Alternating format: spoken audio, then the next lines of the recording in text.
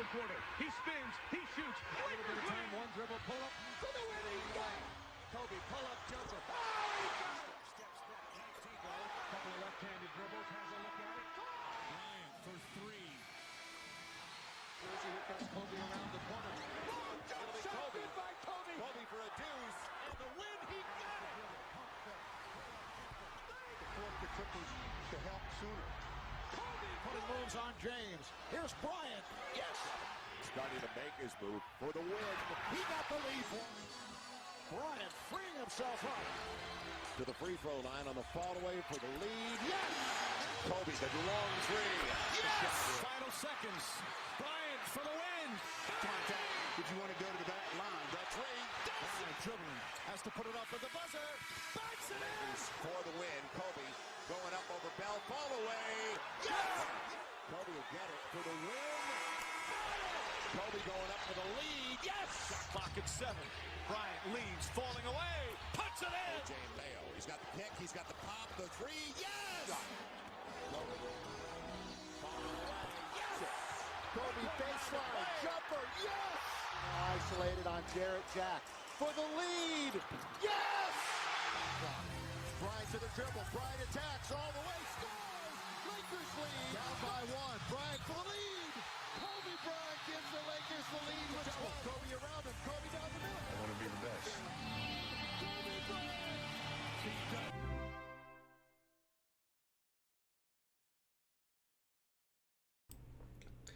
What's going on, everybody? Cheers to one of the best players to ever live, Kobe Bryant. Not much I can say that hasn't been said on social media the last 26 hours. God, I can't believe it's only been 26 hours. That being said, we are going to go ahead and just cover the slate. It's a really complicated one to boot, too, with James Harden being questionable in the last game of the night. So I guess I'll start there, because what you decide to do with James Harden really will dictate your night. So this is a Utah favored by 12 spot. And I normally do these in chronological order, but James Harden's only 10-5 with no Russell Westbrook. So if he plays, he's going to be on the winning team. If he doesn't play, you're going to need to have the Houston value guys, because you're going to need PJ Tucker, Daniel House, Ben McLemore, Eric Gordon, although not on DraftKings where he's 6,900. I'll take a pass there, but he's probably cheaper on FanDuel. Okay, good. So people will roll in here in the next minute. So this is the most important game of the slate. So this is really the decision factor point for me. And by the way, if you're watching on Twitch, please do hit the follow. If you're watching on YouTube, hit that subscribe. Hit that like button, really does help us out. Yeah, it's been lagging a lot more lately. Oh, man. I haven't seen the trade, Joe. I've been prepping for the stream. I saw it was a prospect, but I have no idea who the prospect is. So, I'm a huge fan of these Utah values. Houston values. Tucker, House, Rivers. If James Harden sits, you're going to need him. So it's the last game of the night, and there's really not another pivot game. It's a standalone game. You might not have the James Harden news by when the other 3 games in the slate lock. So this is going to be tough. For me, with a spread of minus 12, I'm going to go ahead and assume that Harden's out and go from there. Oh, yeah, that's right. Capella's out. Harrenstein is definitely better at 3K. That's a good point. I forgot about that. Capella was out. So Harrenstein's the best option at 3K. So would you be scared of the Houston blowout factor with without Westbrook, Capella, and potentially Harden? I mean, I would be worried about it, but someone has to play the minutes, right? So, like, those guys are going to play big minutes regardless. So, I mean, I'm a little concerned about it, but I'm not going to, freak out about it. If I was playing on FanDuel, how much Harden would I have? That really depends on what the ownership of him is. If he's going to be 15%, I would probably just match the field. If he's going to be 5%, I would probably take 30. Really just depends on what the ownership on him is going to be. So I'm going to use ownership projections from Massimo, included in Fantasy Cruncher Pro, and make a decision on that one way or another. Chris Clemens. I like Chris Clemens. He's one of my favorites on this team. We kind of have to see what they do in terms of a starting lineup. If he doesn't start, it's really tough to get to him because you just don't know what the minutes are going to be. But I like the player. Are the Spurs value a viable alternative if Harden is in? Well, you might not know that by the time that game starts, right? That starts at 8, and Utah starts at 9. So you're going to be up against it at that point, right? You might not know, or you might have a couple minutes to make that decision. And that also means you can't play any Cleveland, Detroit guys, and there's a good amount of value in that game as well. So I think you're kind of better off just making a decision on Harden before lock and kind of just riding it out. Jakob Poeltl or Trey Lyles, I personally would play Trey Lyles. He's been better. But, I like DeMar DeRozan the most in that situation, but we'll get there. So, on the Utah side, this team is healthy again. Mike Conley still playing limited minutes here. So, until you can see him get over 20, you really can't go there. Clarkson's a viable option, but again, with Conley back, doesn't have the huge upside. So, Bogdanovich is really the only guy on Utah that I have any interest in. Been playing big minutes, and he's got a ceiling at 5,900. But really, this game's all about Houston for me. Regardless of Harden's in or out, I won't have a whole lot of Utah.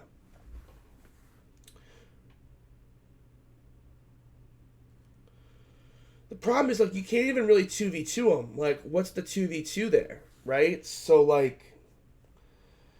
Donovan Mitchell and, another mid-tier guy, it's ugly. So, for me, I would just make a decision and ride or die by it, personally. And just play the volume where you're comfortable making that ride or die decision.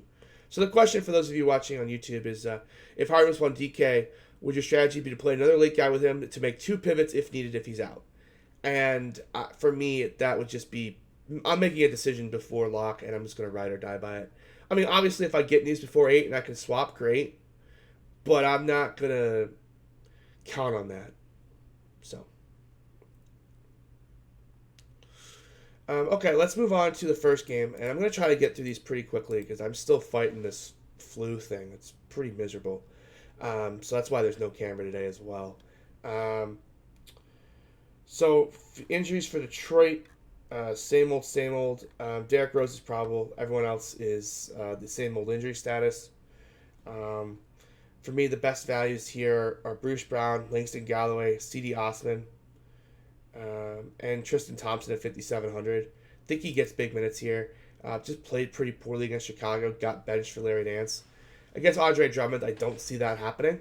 So 5,700 for Tristan Thompson. Probably one of the guys I do like the most in this spot. Love at 79 is a great option. There's no one to defend him. But the ceiling just is all about to him, and he just hasn't cared enough lately. But if he decides to check up 24 shots, he can do well. Drummond, 9,600. Probably not expensive enough for Tristan Thompson and Kevin Love. As much as I love Tristan Thompson's defense, he is undersized to handle Drummond. So this has the makings of a 2020 spot written all over it. And they've played 3 times this year, and he's basically put up 60 points in every game. Okay, let's move on to the next one, Orlando and Miami. Miami favored by 6. We've got a ton of injury situation here. Bam is game time decision with the ankle. Jimmy Butler, game time decision. Isaac's out forever. Dragic's a game time decision. Kendrick Nunn's a game time decision. And Justice Winslow is still out. So this is really just going to depend on the Miami side. What are you going to do in terms of what the injuries? If Bam is out, I think the biggest winner is James Johnson. He's been low usage, but I think he'll play big minutes here. You could also tell me it's Myers Leonard or Kelly Olynyk. Just Kelly Olynyk really hasn't played the huge amount of minutes lately, but this is a good matchup against Vooch for him to play minutes, so I could see that as well. Tyler Hero, 5K. Duncan Robinson, 5K. If all the other guys are out, those are good options. If only one of the studs plays, so let's just say like Butler plays, he'd be a fantastic option as well. Kendrick Nunn's the only stud that plays. If they all play, kind of out on all of them, but I don't really expect that to happen. Orlando side, really the only guy that I can see that's really in consideration for me at his current price point is Terrence Ross at 5,100, but he has to get hot, so I'm not even going to go crazy with that. Myers Leonard too at 3,400 if you need a punt. I don't hate it, but again, I probably would rather just take my shot with the Houston guys first. San Antonio and Chicago. Chicago 1-point favorites here. LaMarcus Aldridge has been ruled out, so that opens up Trey Lyles and Jakob Poeltl for us. You can play them both. I think that's a very viable option. But considering how undersized this Bulls team is right now and how much success DeRozan's had with the stretch five, I think Trey Lyles is actually the guy that's going to play more minutes. So I will actually have Trey Lyles over Poeltl. You could definitely play them together. I think they'll both play minutes. Poeltl's a huge point per minute guy, but I actually think Trey Lyles plays more minutes. DeJounte Murray and Kobe White still don't play together. Not Kobe White, Derek White. So you kind of have to figure out which one's going to play the minutes. But DeJounte Murray at 4,500, probably too cheap. A little bit of ceiling there if he is the one that decides to close. Love DeMar 82 with no LMA. He's one of the biggest gainers on the slate. Thank you, Mr. Boat, for the follow. And thank you, Zach, for the follow as well. Chicago side, the injuries are still the same. Really not a whole lot of difference here. Chris Dunn, 5,500, is a nice value option. His usage goes way up with no Carter and Markkanen. That is okay, but it really is just Zach LaVine and Chris Dunn. Not sure I'm going to have the money for Zach LaVine in this spot, but if you find it, I wouldn't hate it. Rudy Gay, I'm just worried about his minutes. So they've been steadily increasing him. I'm just not sure he's going to play over like 22 minutes. And with all the other value on the slate that I know will play minutes, I'm just not going to get to Rudy Gay. I'd rather play like Bryn Forbes or something than play Rudy Gay. I have no idea what his minutes are going to be. Could be a good spot for Lonnie Walker to pick up some extra minutes as well. Always a Lonnie Walker fan, so he can get somewhere 20 to 24 minutes as well. But yeah, I would take Lonnie Walker over Rudy Gay, for example, even at the same price. Okay, let's move on to the next game, Sacramento and Minnesota. So this game doesn't really have a ton of injuries other than Bagley and Holmes. Bielisa's priced up for that. Dedmon's not priced up to where he should be. We haven't had the Harry Giles game off the bench yet. That game is coming, where Dedmon just plays so bad he gets benched. And Dedmon versus Towns isn't exactly a good matchup. Yeah, the Zoom's a little weird, but just stick with me. I'm just going to cut off things you don't need for things that you do need.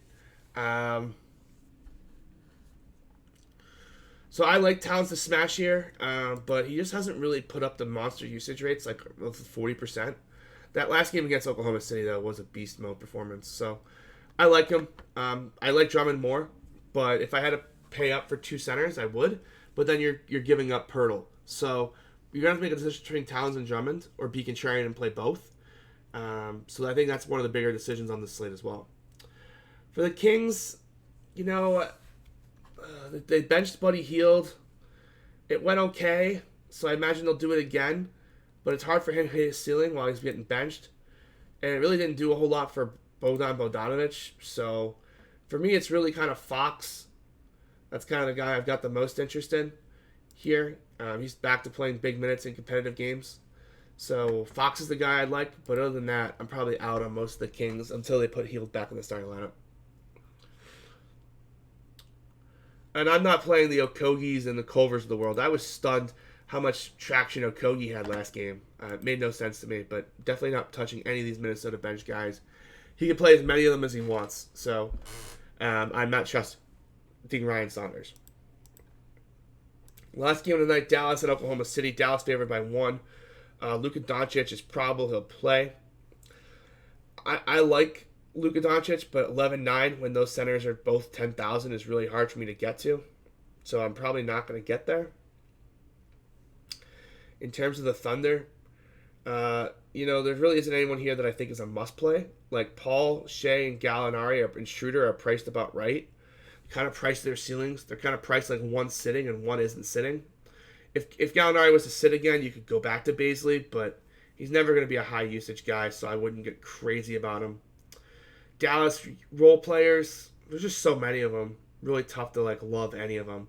Just given the value in the other games, we've got a total here of 226. It is the highest of the night.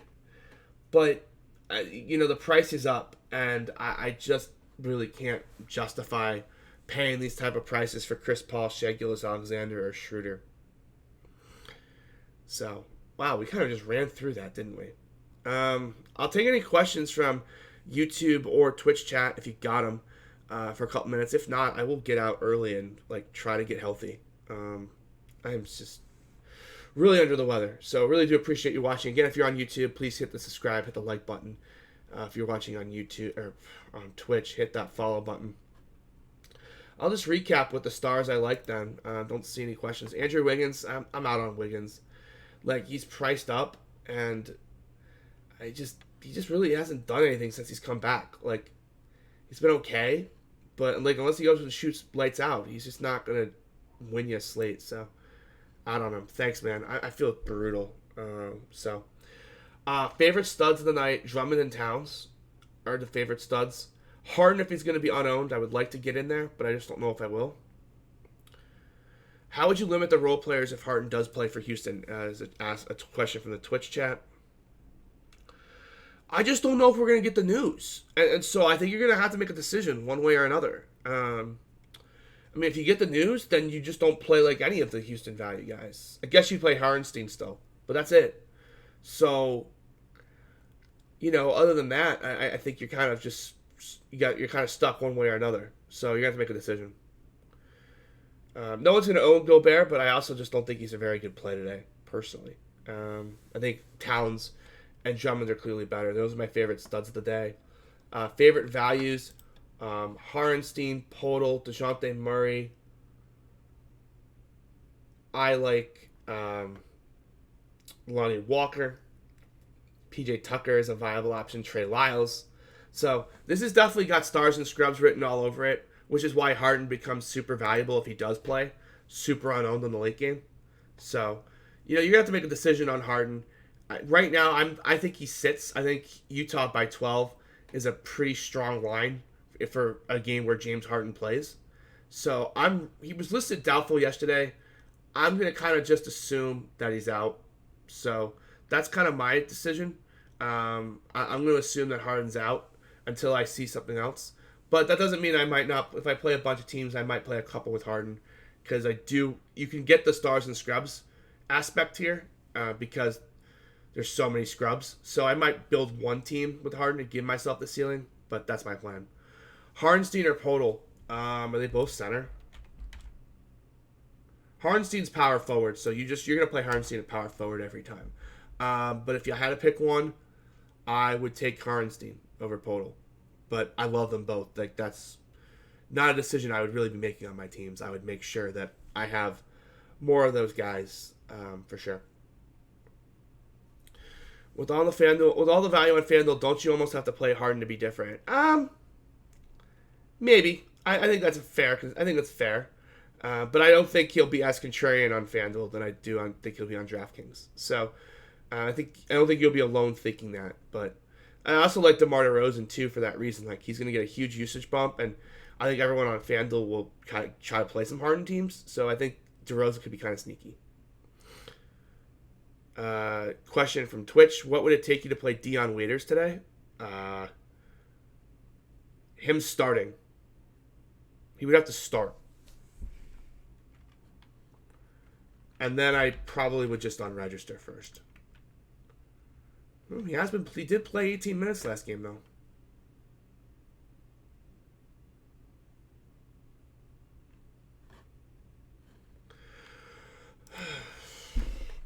Oh, yeah. Yeah, I would probably need Dion Waiters to start, though.